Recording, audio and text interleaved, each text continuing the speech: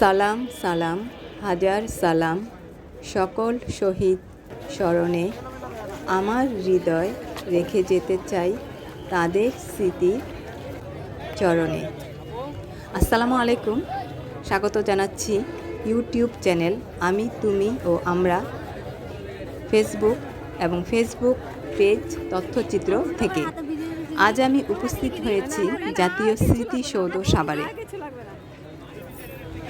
ঢাকা আইনজীবী সমিতির উদ্যোগে আয়োজিত 16ই ডিসেম্বরের বিজয় দিবস পালন এবং বিজয়ের 53 বছর পূর্তি উপলক্ষে ঢাকা আইনজীবী সমিতি সহ বিভিন্ন বারের আইনজীবীবৃন্দ, বর্তমান সরকার প্রধান, বিভিন্ন প্রশাসন সহ আপাময় জনসাধারণ শ্রদ্ধা নিবেদনের জন্য হাজির হয়েছেন জাতীয় স্মৃতিসৌধে।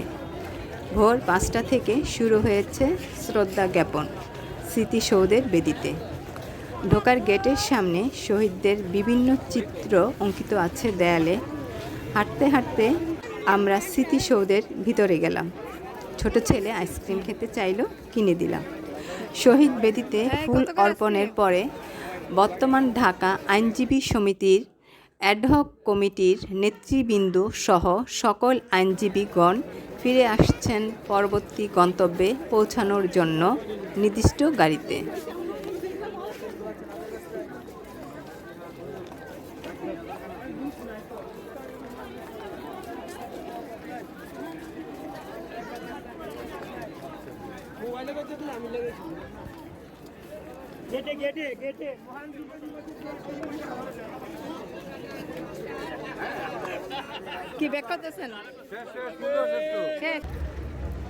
গাড়িতে করে আমরা লাজপল্লী রিসোর্টে পৌঁছালাম।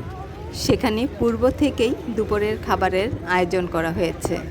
ঢাকা আইনজীবী সমিতির আইনজীবীবৃন্দ টেবিলে বসে খাবার খাচ্ছেন।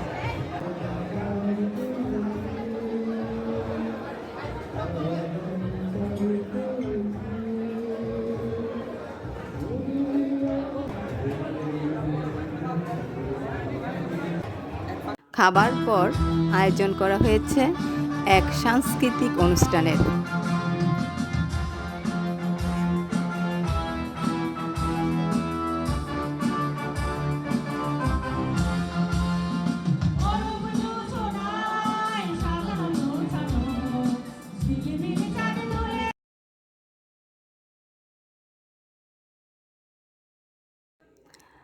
এক আইনজীবী আপা আমার ক্যামেরার সামনে হাজব্যান্ড সহ মজা করে ডান্স করলেন।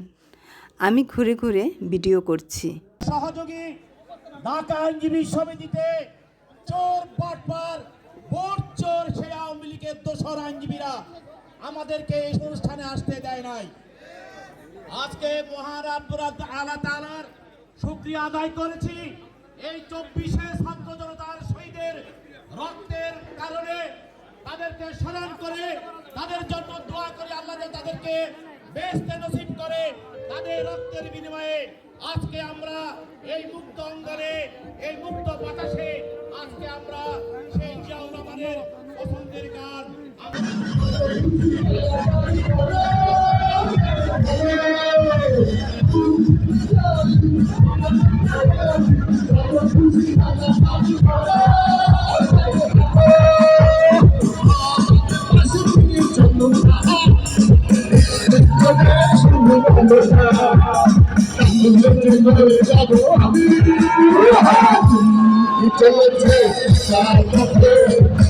সাংস্কৃতিক অনুষ্ঠান শেষে গাড়িতে করে সবাইকে নিয়ে ঢাকা আইনজীবী সমিতির উদ্দেশ্যে রওনা দিলাম। মাঝে দিয়ে একটু ফটো সেশন করলাম আমরা কলিগরা। বিজয় দিবস শুধু 16ই ডিসেম্বর আসলে পালন করলে হবে না। এই দেশপ্রেমকে আমাদের হৃদয়ে লালন করে কর্মের মাধ্যমে প্রতিফলন ঘটাতে হবে, তবেই শহীদদের আত্মা শান্তি পাবে।